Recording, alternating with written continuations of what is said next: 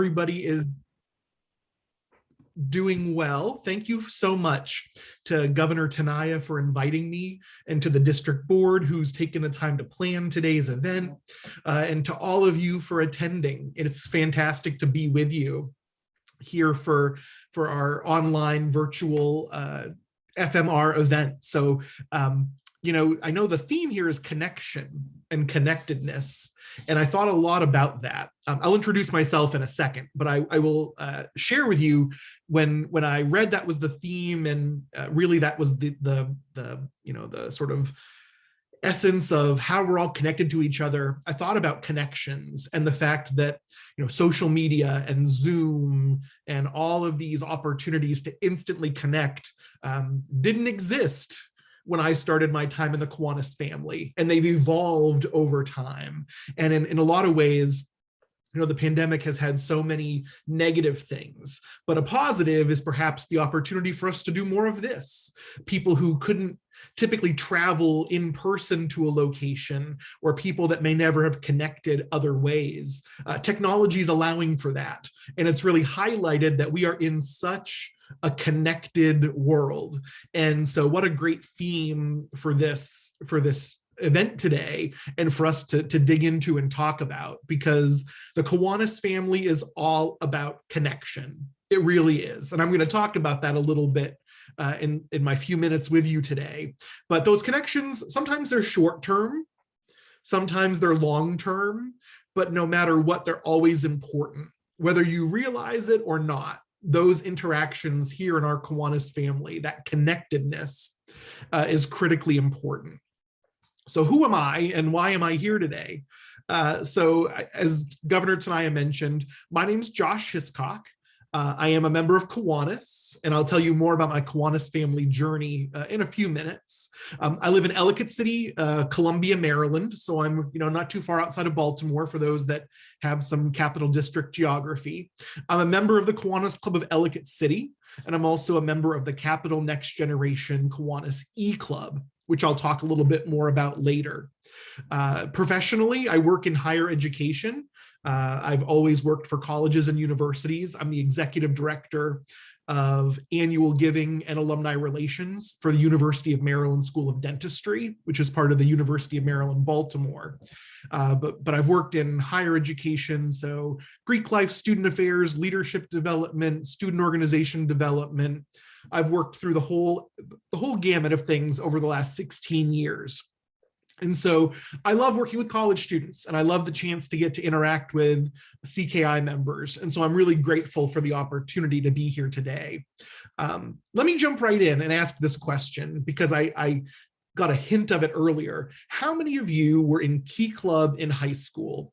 Either raise your hand or throw an emoji on Zoom so I can kind of get a sense of who was involved in Key Club in high school. Okay, so I've got a few people. Was anybody in Builders Club or K-Kids earlier in their Kiwanis family journey? Okay, I see Gina's hand. So Gina, was it Builders Club you were in, or K-Kids, or both? I was in Builders Club for 1 year. Great, excellent.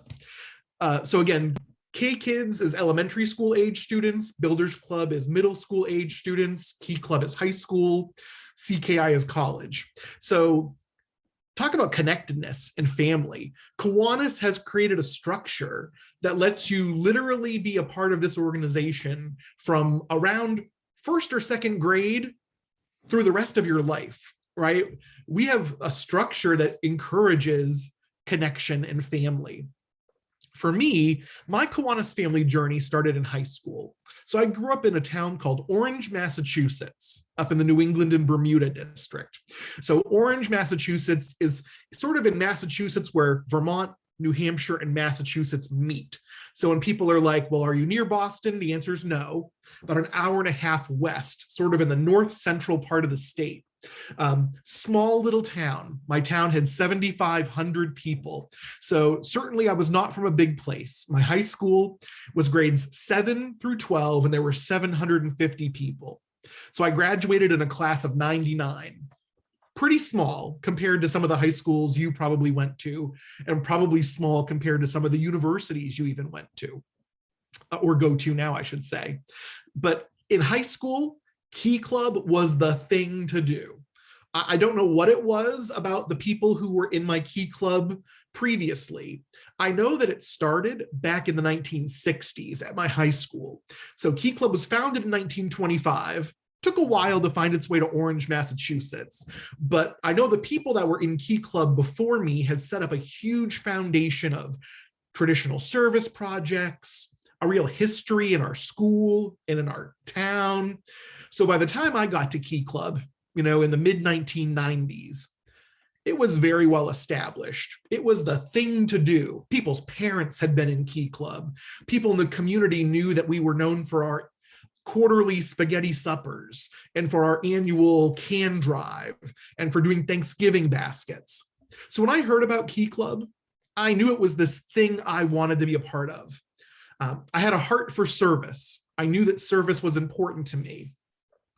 As a freshman in high school, I was like, this feels like the kind of organization where I could get some leadership development skills. And I sort of felt like, maybe I'm going to meet new people. Like maybe this is a place where I can go to make new friends, or where my friends that I currently have, where we could do some really important things together. So I joined Key Club my freshman year of high school. And in life, sometimes you make decisions that at the moment you don't understand what you're doing. You're like, yeah, I went to the meeting. I joined the club. When you're 14 years old, that's just a thing you did that day. Looking back many years later, that was one of those pivotal moments in my life where the entire trajectory of who I am today changed because of that decision I made when I was 14 years old. And I'll explain what that means. Might sound a little dramatic, entire trajectory of your life, but I think it's true. And I'll explain what that sort of means to me in over the next few minutes.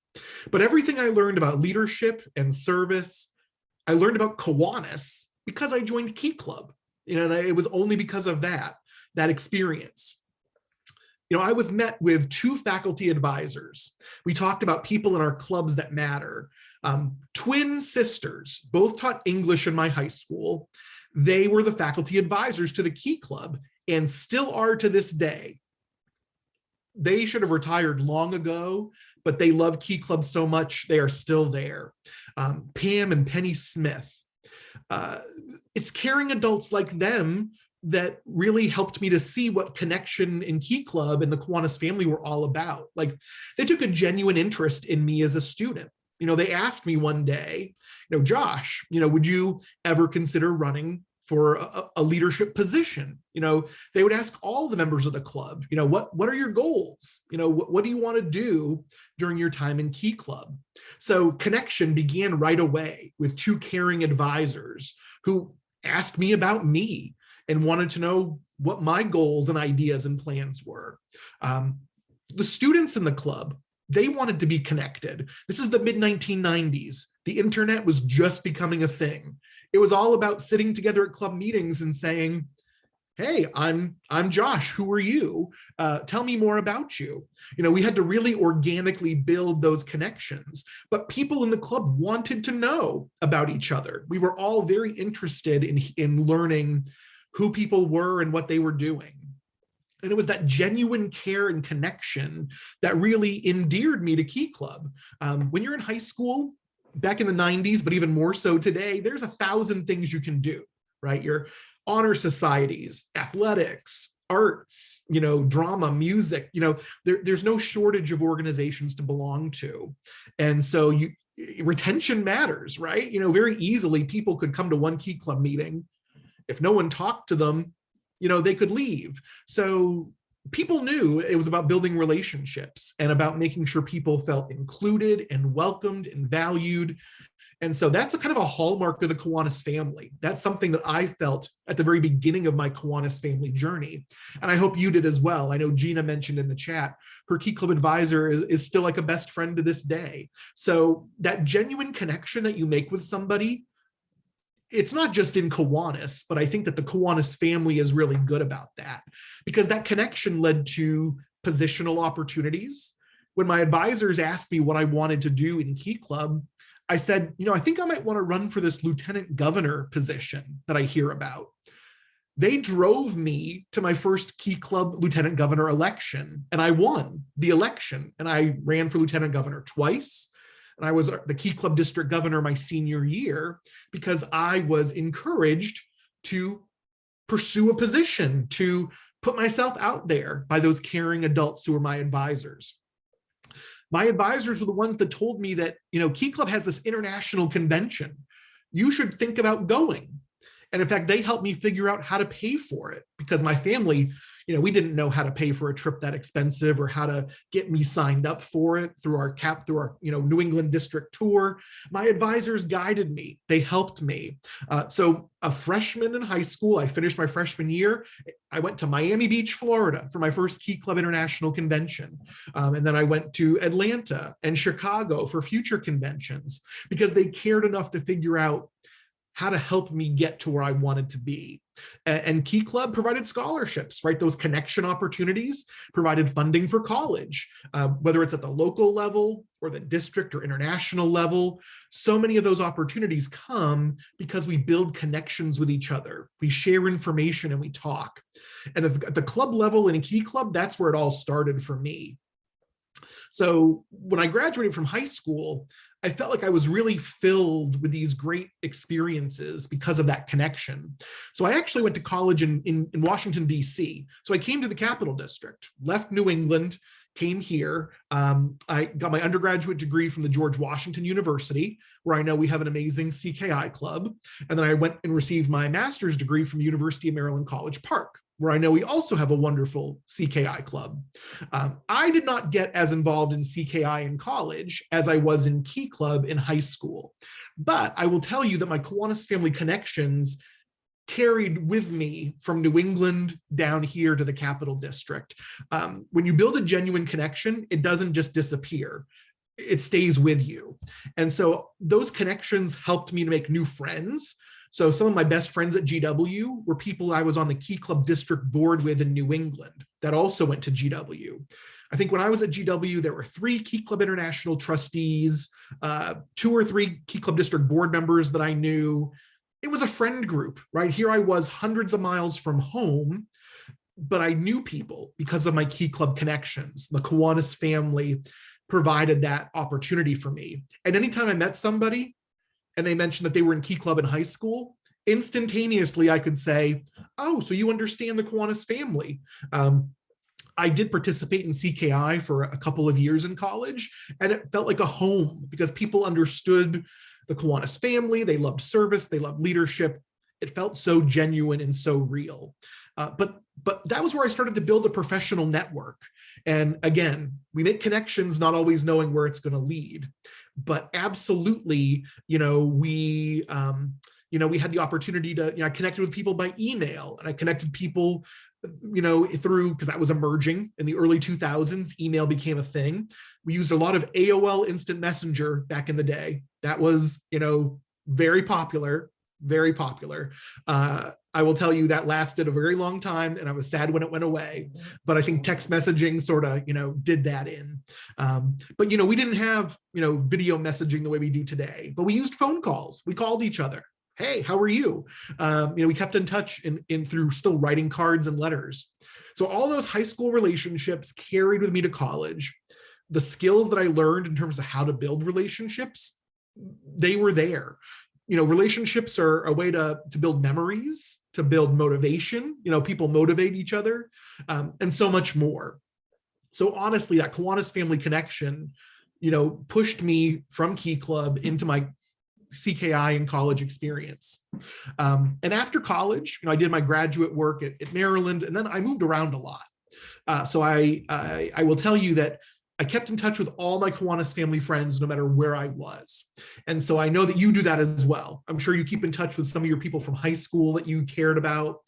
A lot of you talked about, keeping in touch with your advisors, so many connections that you've made. I did the same thing. I wanted to stay connected to my past because those people were important to me. In fact, it was some of those connections that in 2008, I heard that Kiwanis had built this new program called Key Leader. this cool leadership development program for high school students. And so I'd received my master's degree in leadership development and in student affairs, higher education administration. And I said, I think I've got this skill set that would be really cool. So I used my Kiwanis family connections. I reached out to Kiwanis International, and I was applied and became a lead facilitator for Key Leader. And I know Tanaya has been to a Key Leader event that I have led. I know that a number of people in the Capital District and CKI have been to events that I've led in other places. I know your international trustee, former Governor Madeline, was actually at one of the events that I did in New Jersey for Key Leader.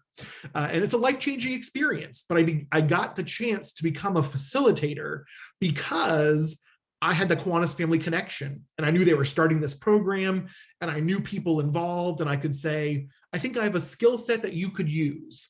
But it's because of that networking that I did, that connectedness, that I was able to plug into that opportunity.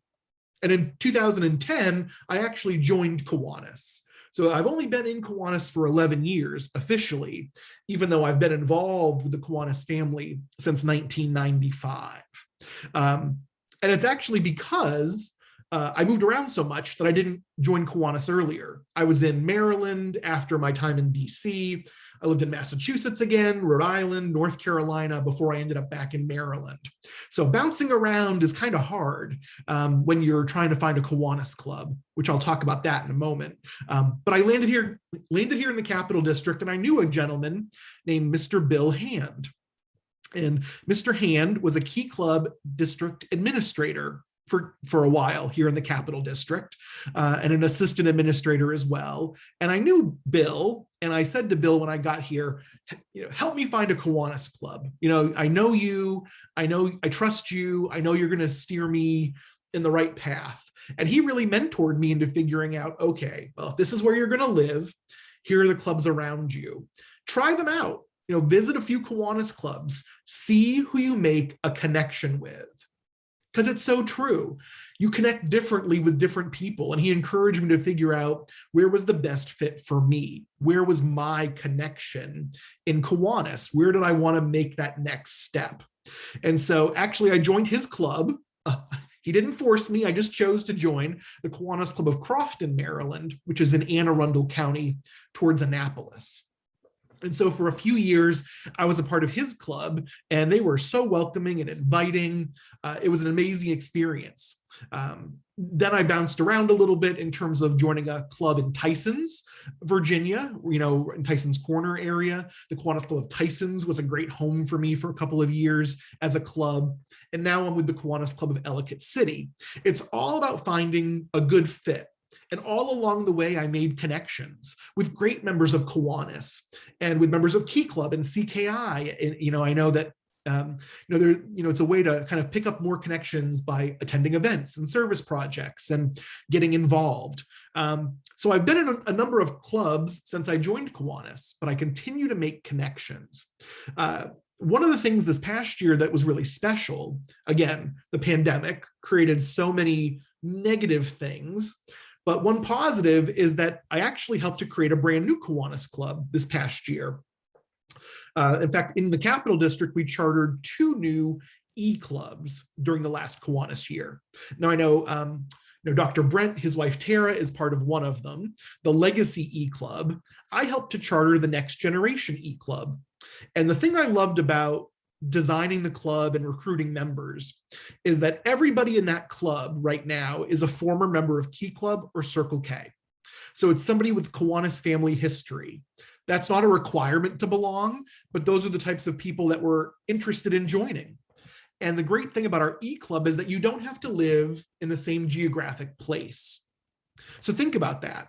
When I moved back to Maryland, I probably would have joined Kiwanis a whole lot earlier if I hadn't moved around so much. Well, being in an e-club, you can live anywhere and be a part of the club. We do service virtually. We encourage members to do service locally where they are. We connect virtually for meetings. We have speakers. We have officers. It's a true Kiwanis club, just like if you'd go to the Kiwanis Club of Ellicott City or Tysons or whatever club that's close to where you are. And so I think we're at a point in Kiwanis where we're rethinking what connection means.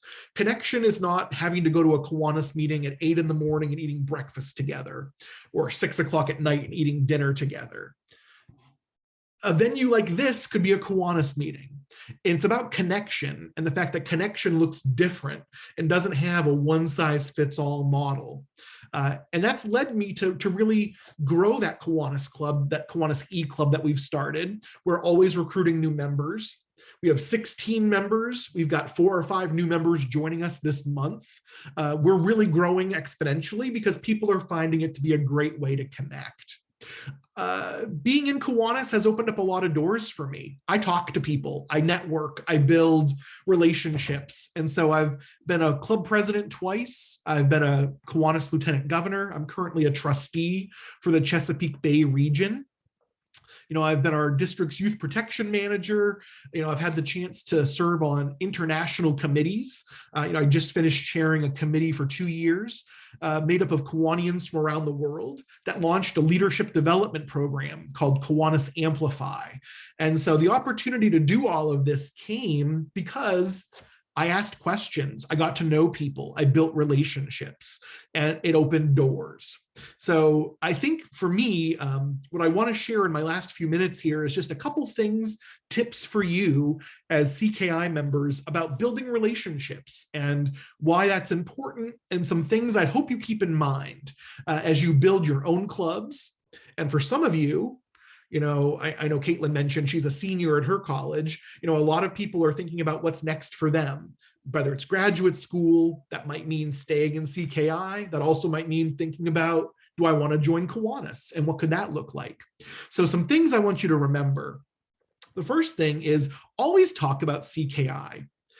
I try to always talk about Kiwanis, and I try to be careful, you know, I don't bore people with it, but I tell people what I'm involved with because, you know, a lot of people know Key Club. They do that in high school. So when you get to college, not everybody knows what CKI is. Like, that's not necessarily a thing that people are immediately familiar with.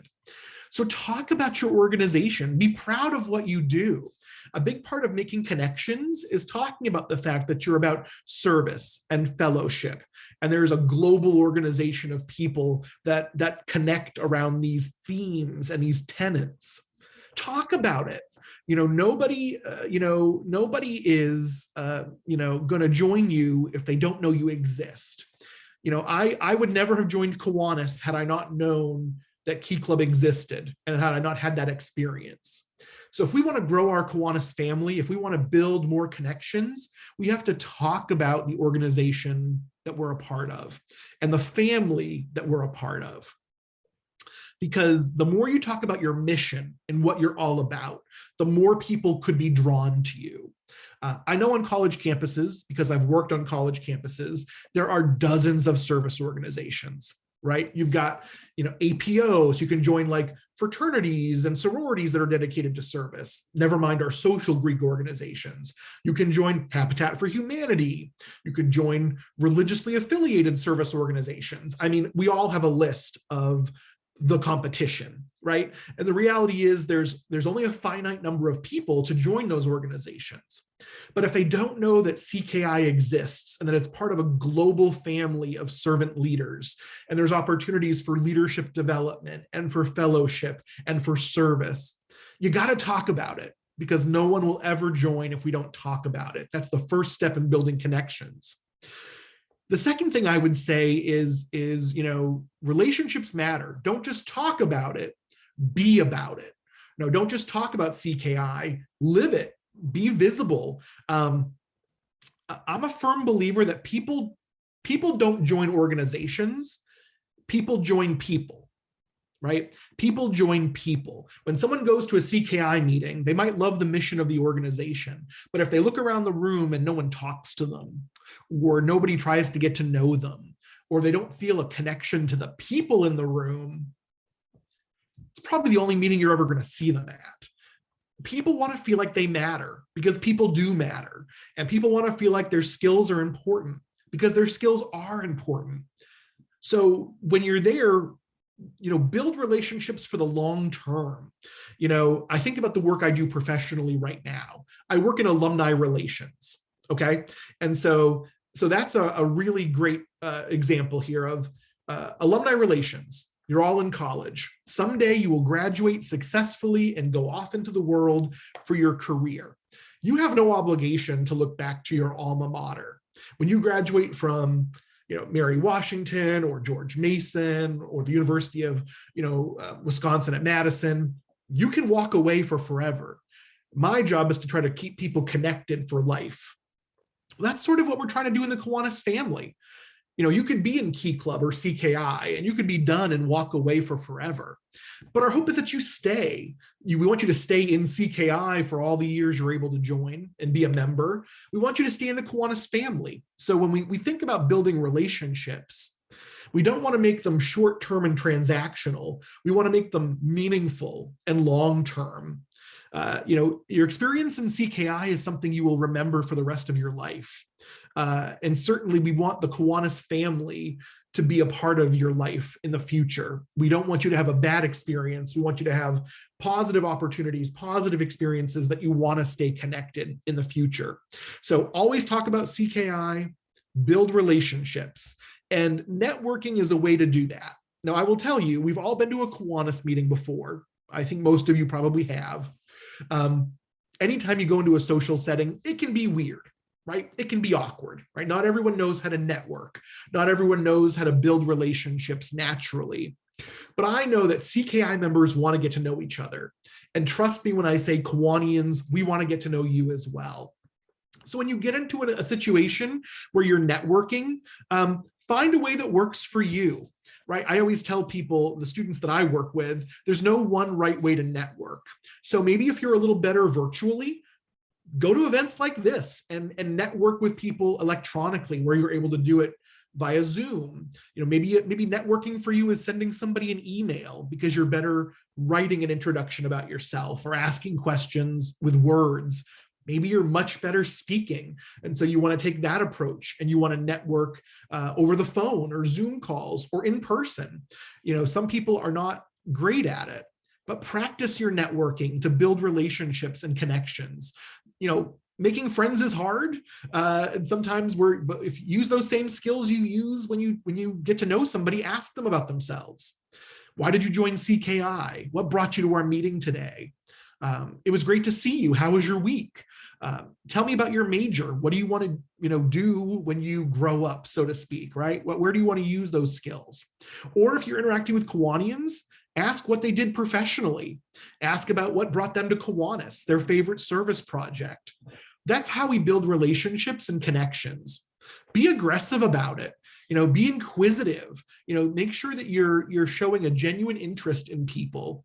That's one of the ways that I was able to build so many connections in the Kiwanis family. Share about yourself.